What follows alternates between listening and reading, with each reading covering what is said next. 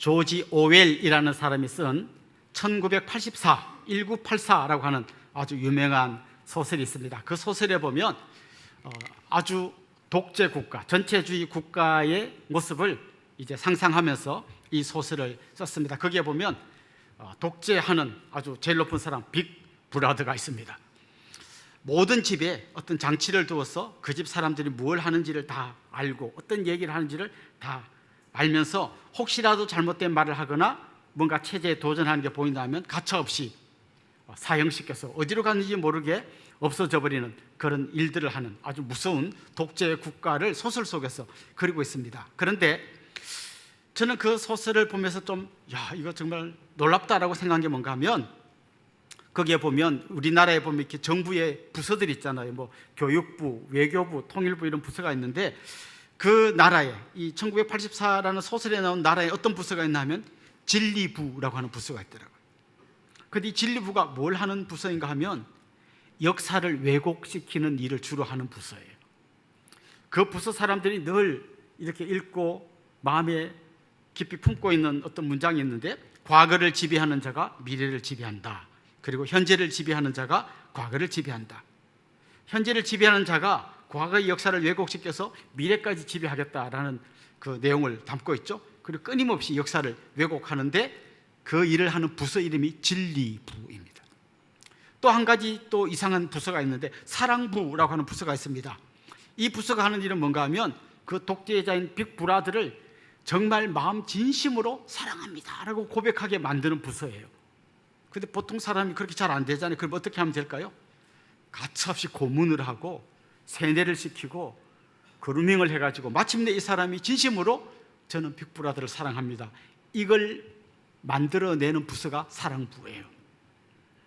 여러분, 진리와 사랑이 얼마나 고귀한 가치입니까? 그런데 이게 완전히 이상한 쪽으로 왜곡되어서 나타나는 거죠. 진리가 역사 왜곡하는 걸로, 사랑이 세뇌시키고 고문하는 걸로 이렇게 역설적으로 표현한 걸 보고 정말 놀래버렸습니다. 그런데 여러분, 오늘 우리가 읽은 이 본문이 이야기하려고 하는 게 바로 이거예요.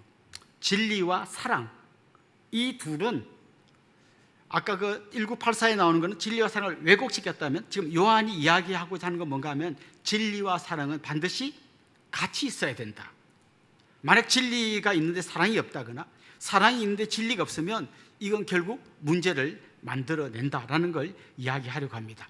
오늘 이 본문은 딱 한 장짜리 본문입니다. 그래서 여러분은 오늘 한 번의 설교를 들었지만 성경 66권 중에 한 권을 오늘 다 마스터하는 아주 놀라운 일이 일어났습니다. 더 놀라운 것은 다음 주에 요한 3서, 그 다음 주에 유다서를 할 건데 계속해서 성경 한 권씩을 여러분이 지금 마스터하는 그런 놀라운 시간들이 있을 겁니다. 그런데 여러분, 이 본문이 한 장짜리 굉장히 짧지만 그렇다고 아주 가벼운 그런 내용은 아닙니다. 한 장이지만 묵직한 주제를 담고 있습니다.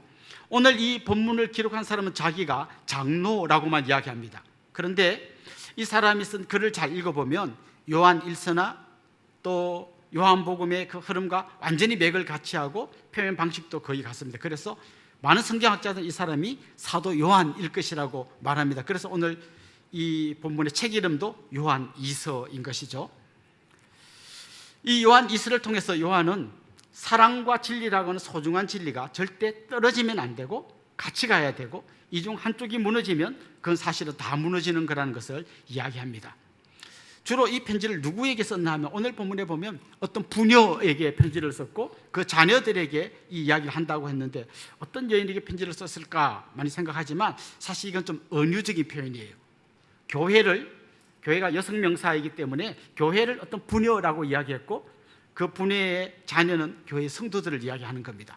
오늘 본문 마지막 절에도 보면 택하심을 받은 네 자매의 자녀들이 내게 문안한다 했는데, 여기 나온 네 자매도 내 교회의 성도들이 문안한다라는 그런 뜻입니다. 그러니까 오늘 이 본문은 사도 요한이 교회를 향해서 쓴 글인데 그 내용의 중심은 진리와 사랑과 진리가 함께 가야 한다는 것을 강조하는 그런 내용이다, 이렇게 보시면 되겠습니다.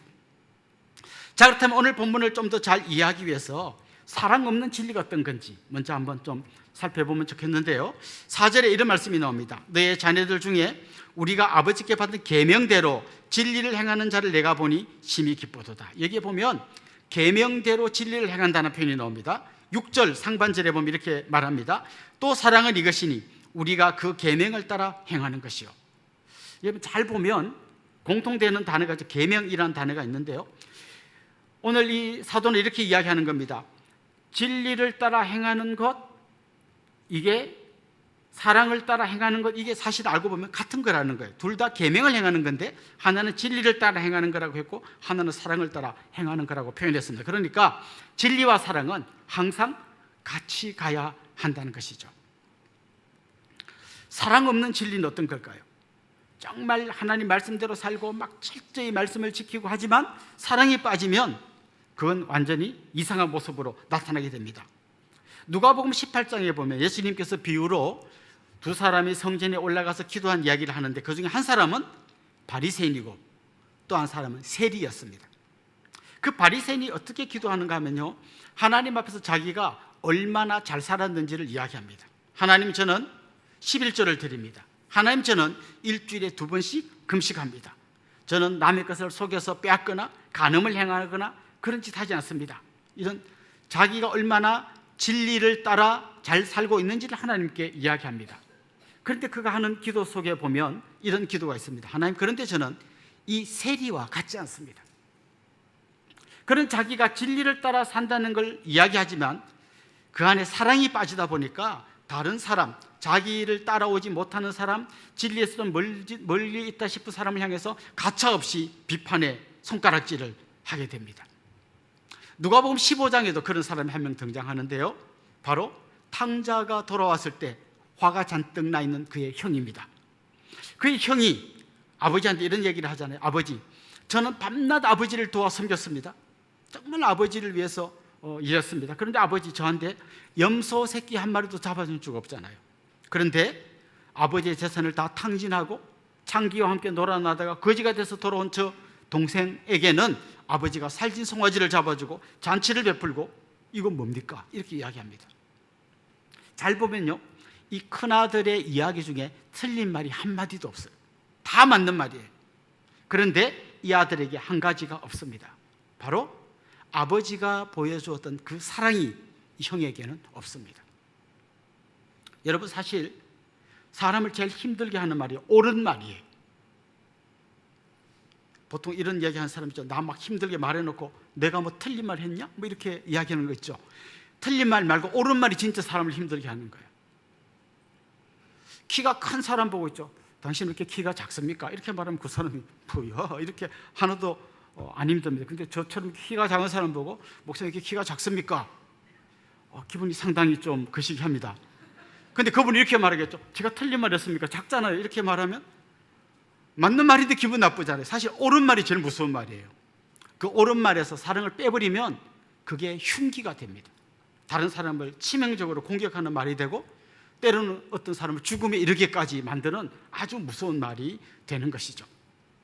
그래서 우리가 무엇이 옳은가를 이야기할 때는 반드시 그게 사랑이 함께 하지 않으면 옳은 말이 굉장히 위험한 말이 되는 거죠.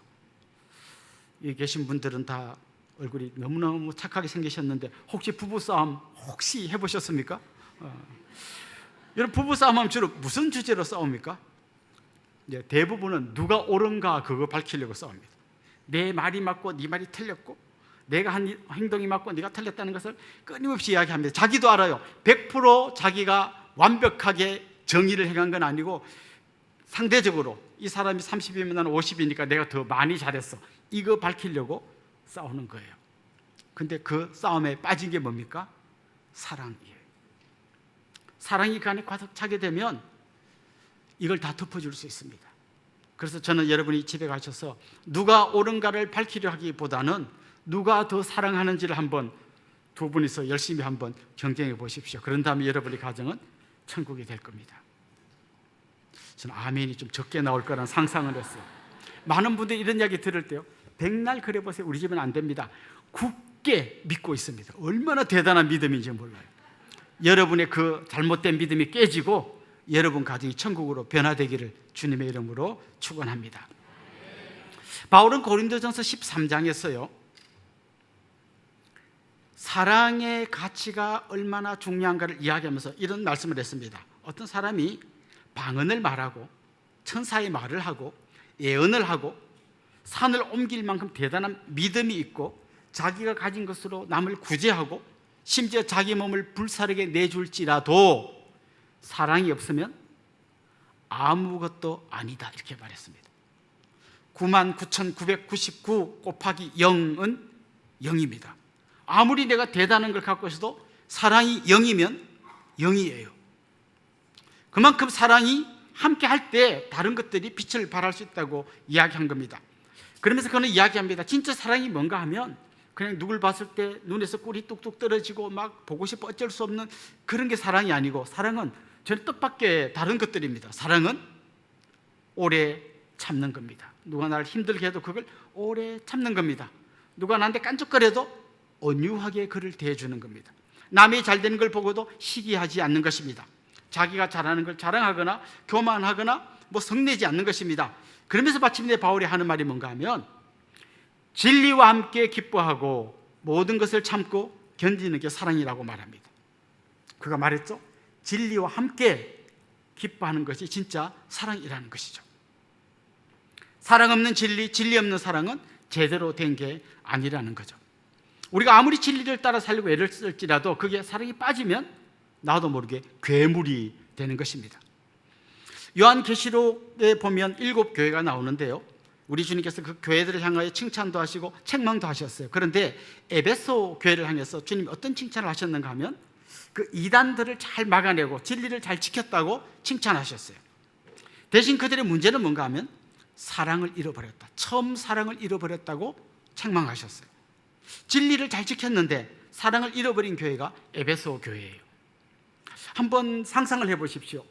이 사람들은 이단의 공격을 잘 막아냈어요. 근데 왜 사랑을 잃었을까요? 상상해보면 이런 장면이 상상됩니다. 어떤 사람이 새로 교회에 와요. 혹시 이 사람은 이단이 아닐까? 혹시 이상한 사람 아닐까? 그러다 그런 것만 계속 보다 보니까 사랑이 사라져버린 거예요. 이단을 막아내고 진리를 지키면서도 절대 우리가 놓으면 안 되는 게 사랑이라는 거죠. 이 에베소 교회는 목욕물을 버리려다가 아기까지 버려버린 실수를 범해버린 것이죠. 사랑이 없는 진리, 그건 싸움을 일으키고 폭력을 만들어내고 분쟁을 일으키고 심지어 전쟁도 만들어낼 수 있습니다. 사랑 없는 진리를 계속 주장하는 교회는 결국 교회의 진리까지도 잃어버리게 되는 것이죠. 자, 그렇다면 우리가 어떻게 사랑 가득한 진리를 행할 수 있을까요? 그럴 때 우리는 완벽하게 진리와 사랑을 다 충족시킨 한 분을 바라보아야 합니다. 그분이 바로 예수님이십니다. 요한복음 14장 6절에 보면 예수님이 이렇게 말씀하셨어요. 내가 곧 길이요 진리요 생명이다. 이걸 더 정확하게 지적하면 내가 바로 그 유일한 길이고 유일한 그 진리고 유일한 그 사랑이라고 말씀하십니다. 생명이라고 말씀하셨습니다. 그러니까 그 영어 성경에 보면 그 관사가 어가 아니고 더가 붙어 있습니다. 나는 여러 가지 길 중에 하나의 길이 아니고 정말 나만이 진짜 길이고 나만이 진짜 진리라고 말씀하셨습니다. 그런데 그 진리 대신 예수님 안에는 사랑이 가득했습니다. 이런 일이 있었습니다. 사람들이 간음한 여인을 잡아왔어요. 그리고 예수님 앞에 무릎을 꿇리고 손에 돌을 들고 물어봤습니다. 율법에 보면 간음한 자는 돌로 치라고 했는데 돌로 칠까요 말까요? 그때 주님께서 이렇게 말씀하셨어요. 너희 중에 죄 없는 자가 먼저 돌로 치라. 그들이 다 부끄러워하면서 돌아간 다음에 예수님이 그 여인에게 이렇게 말씀하셨습니다. 나도 너를 정죄하지 않겠다. 대신에 가서 다시는 죄를 범하지 말아라. 주님은 사랑으로 이 사람을 변화시켜 이 사람이 진리 가운데 설 수 있도록 세워주셨습니다. 사랑과 진리가 함께 갔던 것이죠. 여기는 우리도 마찬가지입니다. 만약에 율법의 진리만을 다 들이댄다면 우리 모두는 다 하나님께 심판받아 마땅한 존재들입니다. 그런데 이런 우리를 위해서 주님께서 너무나 사랑하시는 그 사랑으로 우리를 대신해서 십자가를 지시고 그리고 죄를 지은 사람은 반드시 심판받는다는 진리를 성취하시면서도 우리를 구원하신 놀라운 은혜를 베풀어 주신 것입니다. 우리는 주님의 그 사랑 때문에 구원받은 그런 존재라는 걸 잊어버리지 않는다면 우리도 또 다른 누구에겐가 이 사랑을 흘려 보낼 수 있을 것입니다. 교회는 사랑과 진리가 함께한 그 기초 위에 세워진 공동체라는 걸 늘 기억하시면 좋겠습니다. 두 번째로 우리가 한번 살펴볼 것은 진리가 없는 사랑이에요. 사랑 없는 진리도 문제지만 진리가 없는 사랑도 문제입니다. 진리가 없는 사랑이란 말은 이런 거죠. 그냥 무조건 모든 걸 다 품어주자 하다 보면 이단도 들어오고 잘못된 것도 들어오는데 그것까지 다 품어버리는 잘못을 범하는 거죠. 여기 여러분 물이 있습니다. 여기에 독곡물을 딱 한 방울 떨어뜨리면 어떻게 될까요? 겨우 안 보여. 요만큼 넣었어요. 그래도 이 물을 못 먹습니다. 진리가 훼손되기 시작하면 어떤 사랑의 공동체도 순식간에 오염되게 돼 있는 거죠. 1948년에 네덜란드 암스테르담에서 WCC라고 하는 기관이 처음 생겼습니다. 여러분 들어보셨나요? WCC. WCC는 어떤 단체인가 하면 모든 교회를 하나 되게 하자고 하는 너무나 좋은 뜻을 갖고 있는 단체입니다. 모든 교회가 하나 되자. 너무 좋지 않습니까? 교회가 막 분열돼서 싸우는 것보다 하나 되는 게 너무 소중하고 중요한 가치인데, 그런데 이 모임이 시간이 가면서 자꾸 문제를 만들어냅니다. 어떤 문제인가 하면 누구까지를 다 이 하나 되는데 품을 것인가. 그러다 보니까 뭐 가톨릭도 들어와라 누구도 들어와라 하다 보니까 이제 어느 순간 되니까 선을 확 넘는 일이 나타나게 되었습니다. 1991년 호주의 캔버라에서 WCC 7차 총회가 열렸습니다. 그때 우리 한국 이화여대의 정형경 교수라는 분이 거기서 일종의 퍼포먼스를 했는데요.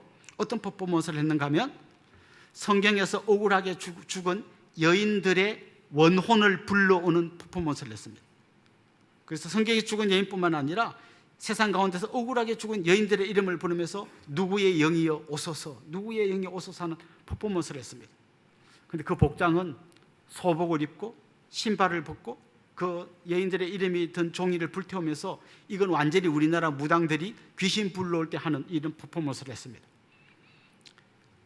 세계 기독교에 어마어마한 충격을 주었습니다.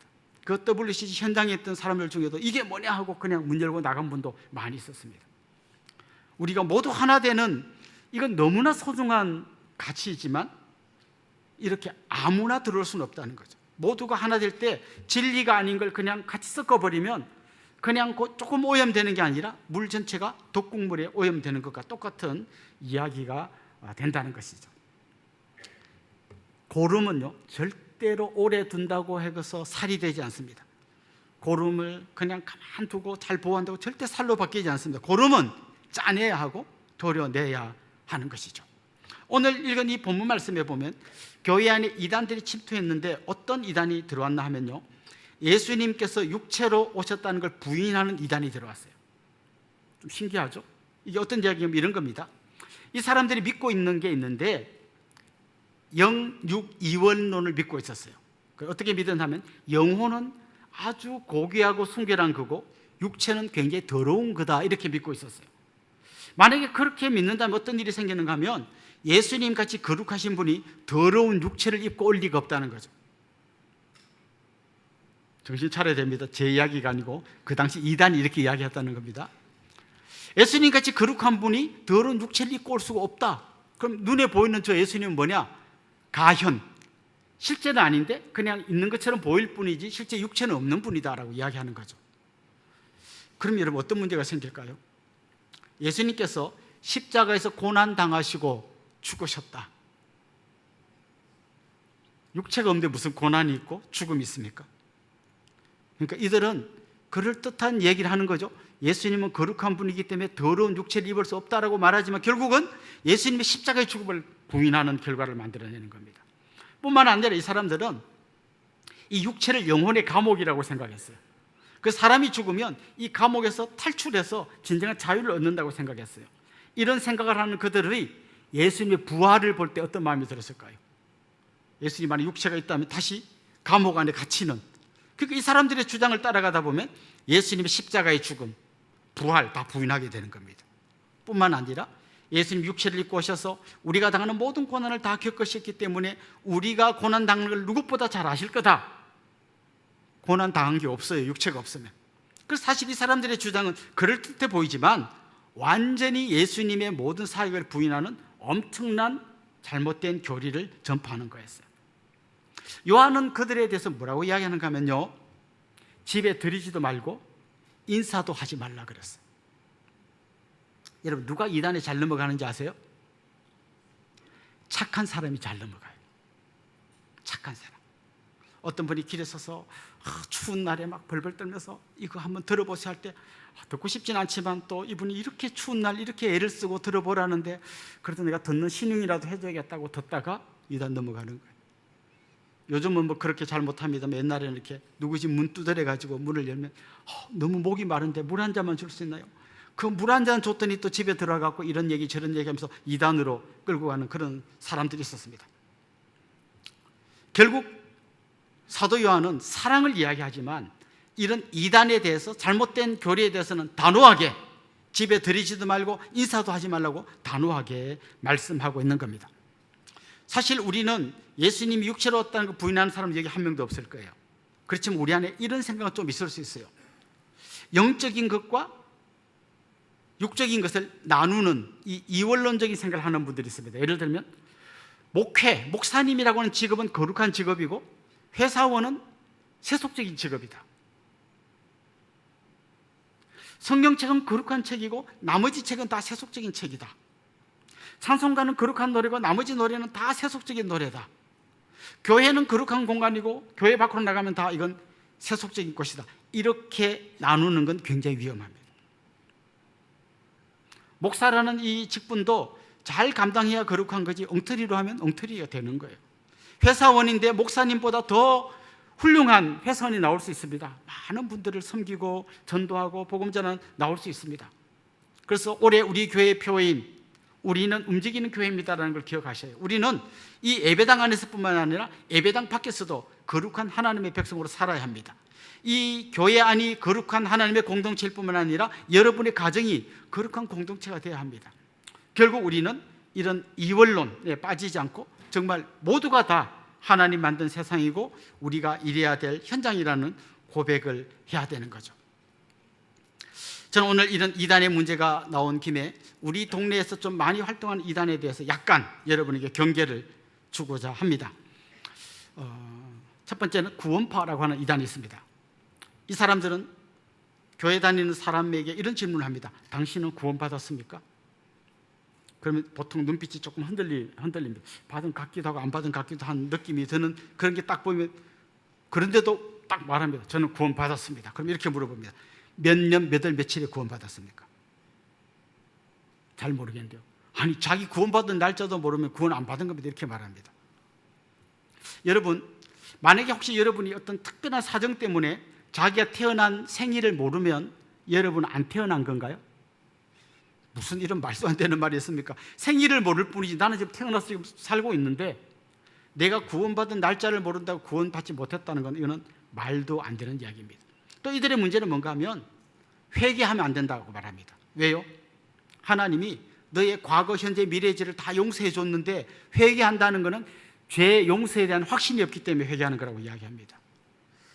그러면 주기도문에 우리 죄를 사하여 주옵시고라고 기도하라고 주님이 가르쳐 준 건 어떻게 해석해야 됩니까? 이들의 논리에 많은 문제가 있다는 걸 이야기하는 거죠. 뿐만 아니라 이 사람들은 우리가 한번 받은 구원은 흔들리지 않기 때문에 네가 무슨 짓을 해도 네 구원이 안 흔들린다. 그래서 청년들이 되게 좋아합니다. 내가 무슨 짓을 해도 구원이 흔들리지 않으니까 이왕 구원 티켓을 내가 확보해놨고 나는 내 멋대로 살아도 된다. 이게 구원파라고 하는 이단의 정체입니다. 두 번째 또 많이 활동하는 이단은 신천지, 많이 들어보셨죠? 신천지의 제일 큰 문제는 이렇게 이야기하는 겁니다. 모든 성경은 비유로 되어 있다. 그리고 이 비유를 풀어야 진짜 성경이 무슨 말씀인지 알 수 있다고 이야기합니다. 아주 간단하게 이 논리가 틀린 걸 말씀드리면요, 모든 성경 비유로 되어 있지 않습니다. 비유로 된 부분이 있습니다. 비유로 된 부분은 비유로 해석해야 됩니다. 시로 되어 있는 부분은 시적으로 해석해야 됩니다. 편지로 되어 있는 부분은 편지로 해석해야 됩니다. 이걸 전부 다 비유로 해석하면 아무거나 갖다 끼워 맞추면 자기들이 주장하는 엉터리 주장을 다 만들어낼 수 있습니다. 뿐만 아니라 이렇게 만들어낸 교리가 결국은 이만희라고 하는 교주를 신격화하는 데 사용됩니다. 그리고 요한계시록에 나오는 14만 4천 명만 구원받을 수 있다. 이건 사실은 정확한 숫자가 아니라 상징적인 숫자예요. 그런데 이거를 14만 4천이라 해가지고 청년들에게 막 이야기합니다. 대학도 자기가 원하는 대학도 못 가서 취직도 안 돼, 막 집에서는 너 이렇게 비리비리하게 사는 이 바보 같은 놈아 이야기하는데 여기 갔더니 너는 드디어 14만 4천 명에 들어올 수 있다. 그래서 이 청년이 너무 좋아가지고 학교도 안 가고 직장도 안 가고 그냥 여기 신천지 전도하러 다닙니다. 그래서 엄마가 찾아와서 아들아 제발 이제 집으로 돌아가자. 그럴 때 또 성경 구절 하나 인용해서 가족하고도 원수가 돼야 된다 해가지고 아줌마 누구세요? 이렇게 말한 가슴 아픈 이야기들이 굉장히 많이 나옵니다. 특히 이 사람들의 문제는 기존 교회로 이 사람들을 침투시킵니다. 여기는 한 명도 없는 줄로 믿습니다. 근데요, 오래전에 신천지 고위 간부가 나오면서 신천지 전체 명단을 엑셀 파일을 갖고 나왔어요. 그리고 그걸 쫙 뿌렸는데, 지역별로 쫙 뿌렸는데 많은 목사님들이 엄청 충격을 받았습니다. 자기 교인들의 이름이 신천지 이름에 많이 나왔어요. 물론 그 중에는 뭐가 뭔지도 모르고 뭐 이렇게 누가 전도하는데 전화번호 가르쳐줘서 이름이 올라가는 사람도 있지만 진짜 교회 안에서 암약하던 신천지 사람들이 많이 그때 드러났습니다. 그들은 교회에 와서 굉장히 열심히 봉사해서 사람들의 신뢰를 얻습니다. 그리고 교회 안에 불만을 가진 사람, 이런 사람을 한 명씩 포섭해서 신천지로 끌고 갑니다. 거짓말을 밥 먹듯이 합니다. 아주 유명한 신학 박사님이 지금 잠깐 한국에 나오셨는데 같이 한번 이 기회다 성경 공부하자. 그분은 신학 박사도 아니고 미국에서 오신 분도 아니고 한국에 사는 신천지 강사한테 그렇게 거짓말해가지고 데리고 갑니다. 그런데 이런 질문이 생길 수 있지 않나요? 신천지가 교회 안에 들어와 있으면 목사님 설교를 듣다 보면 오히려 이 사람이 교회로 올 수도 있지 않을까요? 그렇게 안 되도록 엄청나게 세뇌를 시킵니다. 기존 교회 목사는 다 개다. 저 개가 하는 소리는 다 개소리, 개 짖는 소리니까 절대 들으면 안 된다. 그리고 안 듣기 위해서 굉장히 애를 씁니다. 핸드폰을 본다든지 잔다든지 아니면 계속 딴짓을 하게 만듭니다. 여기 오신 분 중에 지금 그렇게 하는 분이 신천지 절대 아닐 겁니다. 아마 그분은 그거 모르고 그냥 잠깐 그랬을 뿐인데, 그런데 진짜 그 사람들 그렇게 하는 거죠. 목사가 막 설교하면 개소리, 개가 짖고 있구나, 개소리, 개가 이러면서 계속 그 소리를 안 듣고 대신 사람들을 포섭해 가려고 합니다. 또 한 가지 우리 동네에서 활동하고 있는 이단은 하나님의 교회라고 하는 것입니다. 이름이 그럴듯하지만 원래 이 이단의 원래 이름은 안상홍 증인회라는 것입니다. 안상홍이라는 사람이 성부, 성자, 성령 하나님이라는 건데 안타깝게도 죽었어요. 죽은데도 여전히 안상홍의 이름으로 기도합니다. 아멘 이렇게 기도합니다. 그리고 안상홍의 빈자리를 어떤 장길자라고 하는 여자가 대신 차지해가지고 그 사람이 하나님 어머니입니다. 그래서 그 교회에서는 하나님 아버지도 있고 어머니도 있다고 합니다. 누가 좋아하나 하면요, 아버지한테 상처 많이 받은 아이들이 하나님 어머니를 많이 찾습니다. 하여튼 뭐 이런 이단들이 지금 우리 동네에서 활동하고 있는데 넘어가지 않는 가장 쉬운 방법은 교회 밖에 성경 공부를 안 하는 거예요. 이렇게 좀 우리 목회자들이 공인해주는 거기는 건강한 곳입니다 이렇게 공인해주지 않는 곳에 가서 성경 공부만 안 해도 이단에 안 넘어갑니다. 근데 요즘 또 새로운 문제가 생겼는데요, 바로 옛날에는 문을 두드려서 이단이 전도하러 왔다면 요즘은 여러분의 핸드폰을 통해서 접근합니다. 유튜브 방송 중에 아주 뭐 드러난 이런 큰 이단 말고도 이게 짜질짜질한 이단들이 굉장히 많이 활동하고 있는데요, 제가 성도님들께 간곡히 부탁하는데 절대로 다른 유튜브의 설교 영상이나 강의 영상을 퍼나르지 마십시오. 그 중에 상당한 유튜브 내용 중에 문제가 있는 게 굉장히 많습니다. 어떤 분이 환상을 봤는데 뭐 대한민국에 전쟁이 일어난다고 하더라, 우리 기도 안 하면 다 죽는다, 얼마나 무서워요. 그러니까 막 기도합니다. 그 기도하게 했으니까 잘 된 건가요? 그 엉터리 정보로 기도하는 거는 잘못된 거잖아요. 그런 게 너무 많습니다. 또 막 대한민국이 통일을 이루고 앞으로는 온 세계를 막 다, 얼마나 또 가슴 벅찬 얘기인지 몰라요. 많은 분들이 그런 얘기를 합니다.